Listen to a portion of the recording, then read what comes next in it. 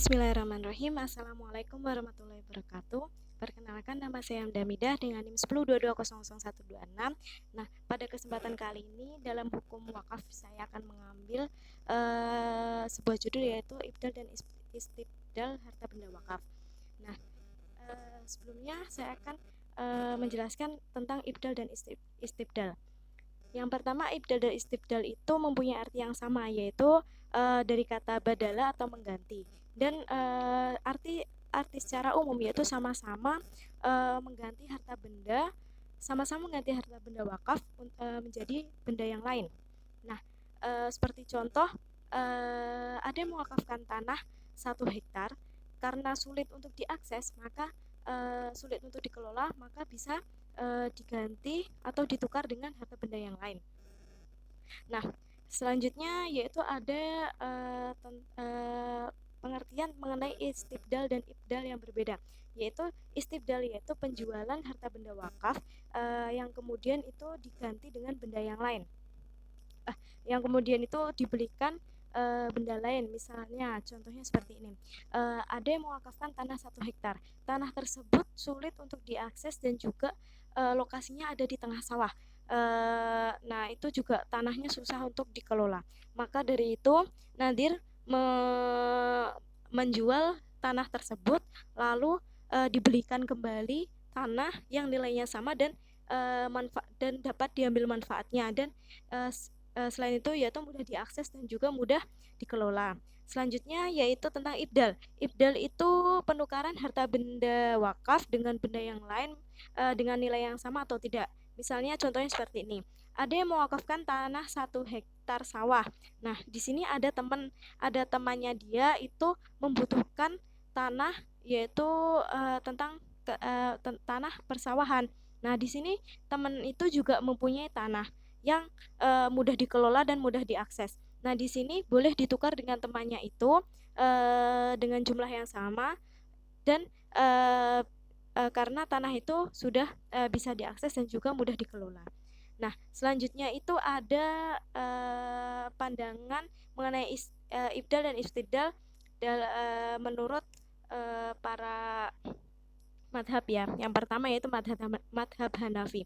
Di sini dalam madhab Hanafi ini memperbolehkan kalau ditukar dan juga mempunyai sebab tertentu karena darurat, seperti contohnya yang sulit dikelola dan sulit diakses.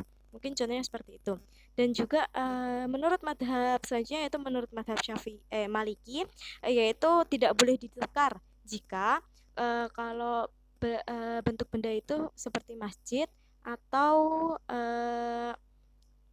tanah tersebut subur dan masih dan produktif, kecuali kalau itu darurat loh ya. Nah, terus selanjutnya boleh ditukar apabila tanah tersebut sulit untuk dimanfaatkan atau sulit untuk dikelola dan sulit untuk diakses. Selanjutnya yaitu apakah menurut hukum wakaf Indonesia itu harta benda wakaf itu apakah boleh dijual atau ditukar? Jadi begini, menurut UU Nomor 41 tahun 2004 pasal 40, jadi ulama Indonesia itu sudah sepakat bahwa harta benda wakaf itu tidak dapat dijual. Nah, dan juga tidak dapat ditukar, itu nggak boleh. Namun boleh ditukar jika apabila diizinkan oleh menteri berdasarkan ketentuan dari Badan Wakaf Indonesia, yaitu terdapat pada pasal Peraturan Pemerintah Nomor 25 tahun 2018, yaitu pasal 49. Nah, selanjutnya itu ada syarat-syarat untuk penukaran harta benda wakaf.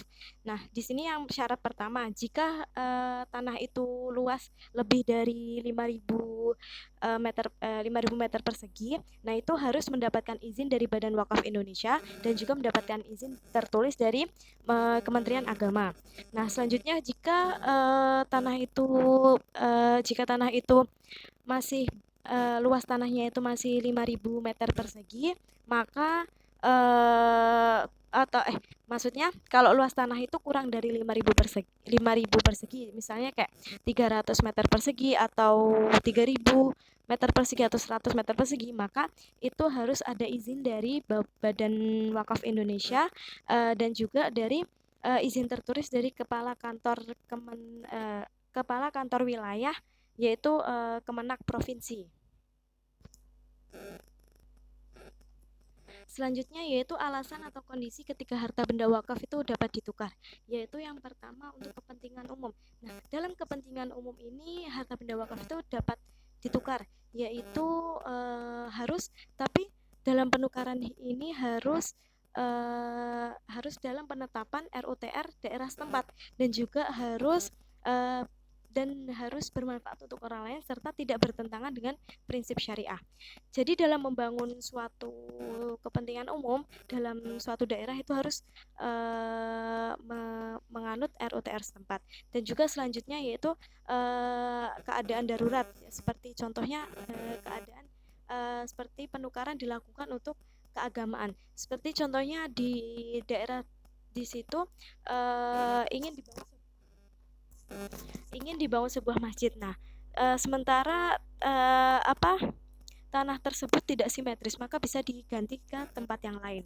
Nah, terus selanjutnya yang terakhir yaitu harta benda wakaf itu tidak dapat dipergunakan sesuai dengan ikrar wakaf, yaitu sulit untuk diakses dan juga jalannya sulit dan tidak dapat dikelola serta manfaatnya juga sedikit.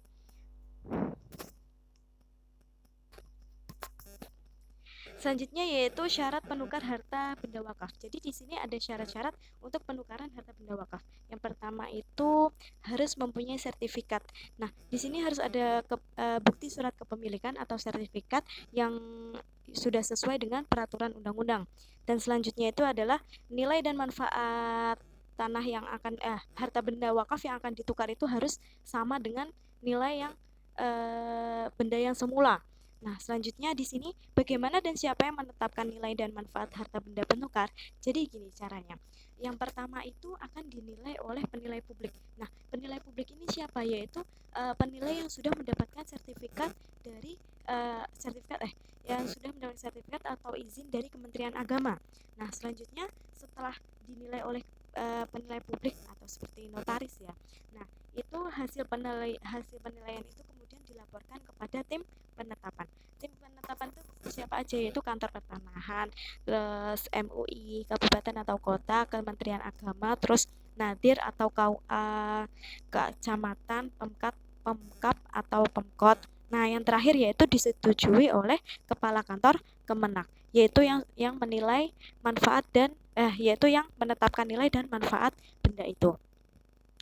Nah, selanjutnya yang terakhir yaitu penilaian publik. Nah, siapakah penilai publik ini? Yaitu seorang penilai yang sudah mendapatkan izin dari pemerintah, yaitu dari Menteri Keuangan.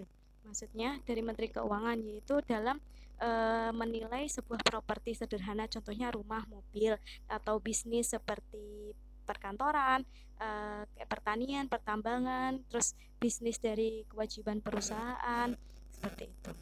Nah, baik, sampai di sini presentasi saya. Mungkin kurang lebihnya saya mohon maaf. Bila taufiq wal hidayah. Wassalamualaikum warahmatullahi wabarakatuh.